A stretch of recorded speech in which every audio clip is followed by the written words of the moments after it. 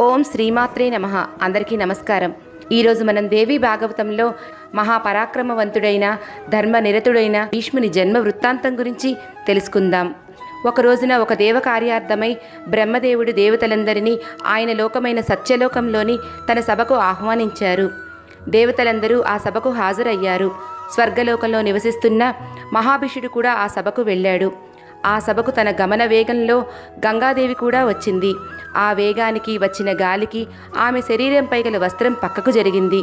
ఈ హఠాత్ పరిణామానికి దేవతలందరూ వారికి లెప్పపాటు లేకపోవటం వల్ల తమ చూపులను పక్కకు తిప్పుకున్నారు. కానీ ఆమె సౌందర్యాన్ని చూసిన మహాభిషుడు మాత్రం తన చూపును మరల్చుకోలేకపోయాడు. గంగాదేవిని కూడా అతను తదేకంగా చూస్తున్న మహాభిషుని చూస్తుండిపోయింది. వారి ఇరువురిని చూసిన బ్రహ్మదేవుడు విచక్షణ మరచి సభా మర్యాదను ఉల్లంఘించినందున వారి ఇరువురిని కర్మబంధములైన పాప పంకిలమైన భూలోకమున అవతరించండని శపించారు.